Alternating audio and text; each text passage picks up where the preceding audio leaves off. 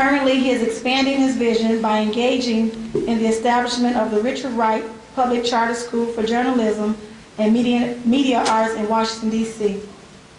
Can we please welcome Dr. Marco Clark to the podium. So I founded Broken Promise Schools because, you know, I wanted to make sure that we focus on revitalizing student voice and community engagement. There had to be a system in place that we could find out what kids needed. Because I remember nobody asked me what I needed. They just pointed the finger at me and told me that I wasn't going to amount to too much. Well, I'm standing here today in a bow tie and I can show them wrong. Our motto is healing the promise at Broken Promise Schools. It's healing the promise and instilling hope. I started this organization because I felt that many public organizations were not living up to their mission. We named the school, we named it Broken Promise Schools because we really wanted to highlight the fact that people were making broken promises to young people and to communities. So every time you would say broken promise, you would think about the broken promises that have been made. And we are all gathered here today, at least I hope all of us are gathered here today, because we share the same sentiment that our country is in crisis. Our social service system needs revamping, and what I hear, you guys are doing a great job of that. Our school systems are broken and young people are going astray. Across this nation in our major cities, we're finding that the homicide rate is increasing. Every weekend, it's double digits. I live in the Baltimore area, and we are the second deadliest city in the country. But people are just pointing the fingers at each other. Residents are afraid to come out of their homes. And imagine, you can't even pump gas at night. In any of those cities, you're going to find that, you know, the homicides are happening from kids that are 13 to 18 years old. They're killing each other. Our school systems, you know, just to add some insult to that, our school systems across the country are only producing 52% of the national graduation rate. Tell me that our country is not in crisis. In many school systems, hundreds of kids are reading 3 and 4 grade levels below the grade that they're in. Our communities are suffering, which is evident by the for sale signs and the foreclosures signs in our neighborhoods, the auction signs. Businesses are closed and abandoned, leaving those boarded up houses in the communities, just leaving it there for eyesores and just homes for rats and crime.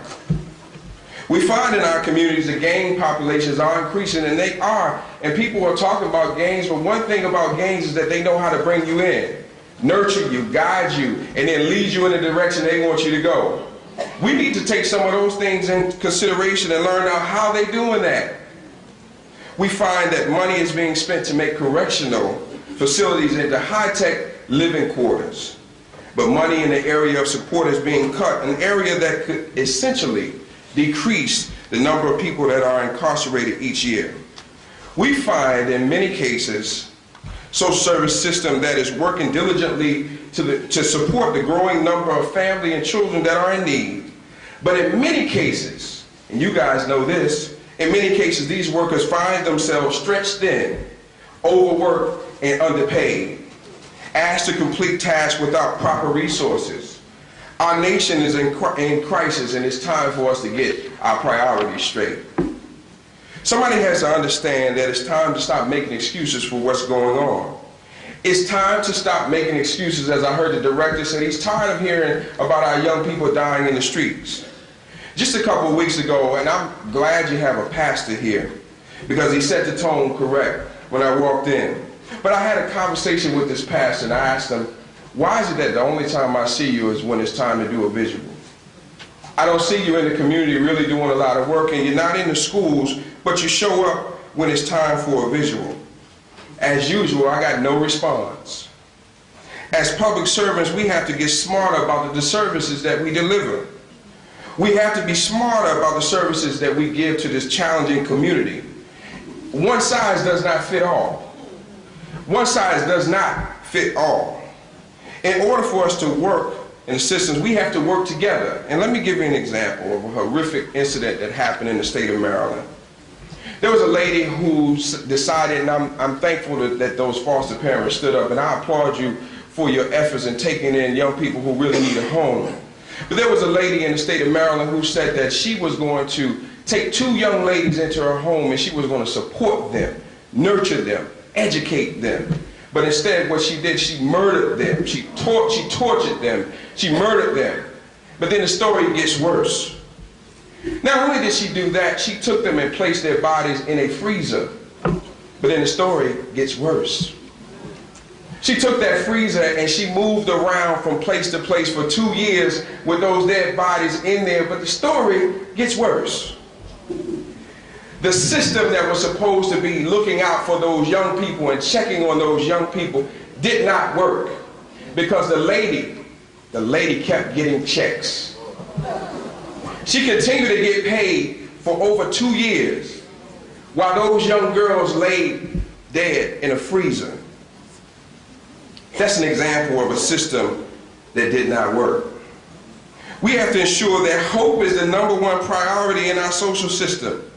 We have to instill hope in our schools, because in many cases the school is the only place of refuge, and yet they are falling apart. Young people can't even read. And if we don't do something to revamp these systems, we're going to continue to see the same thing over and over again.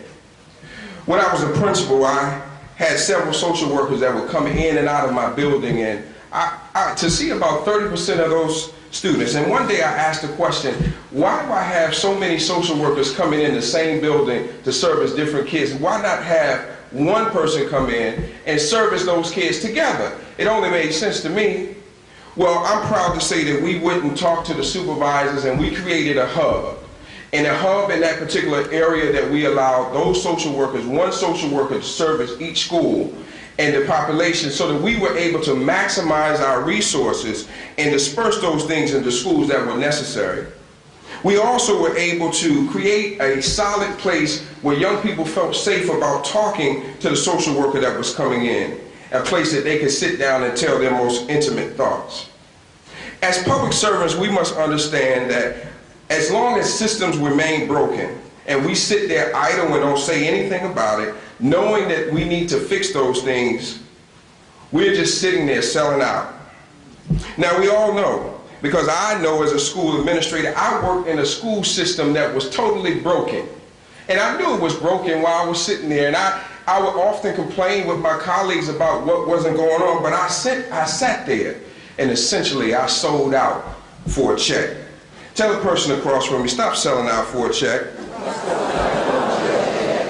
You can't sell out for a check when you know the system is broken. You can't sell out for a check when you have foster parents and group homes who are receiving money for those kids, yet those kids are still hurting. Because things are messed up in the system that needs to be revamped, and we've sat there and said nothing. I was glad when the director said, hey, you know what, I have to do it. Essentially, he said, I got to do what I got to do. I like that. You know, but it's funny when we see things happening on the television, on the news. You know, you remember the show Candid Camera? I wish I had some candid camera to see some people's faces when things go across the news. You know, it's almost like BET's comic relief. We act in awe like, I can't believe that happened. I really can't believe that happened, you know, but then we get back and we say, you know, thank God it wasn't on my sheet. Thank God that child wasn't on my caseload. But it shouldn't matter, because it was a person that needed help. All of us should have been upset about that. We don't work together. It's a life that could not move forward. Those 2 young girls in the state of Maryland will never, ever get married. They will never have children of their own. They will never graduate from high school. They will never even get a driver's license, because the person who we entrusted to serve them did not. They failed them. That person gave up the opportunity of hope that these young people could have ran for president of the United States, because we know now that it's possible. As public servants, we recognize that there is hope for our children and our communities. So we have to be strong and stand up and say the system is not working and it needs to be revamped. And we don't need to sit down and, blame other people for our own indiscretions. We have to do that.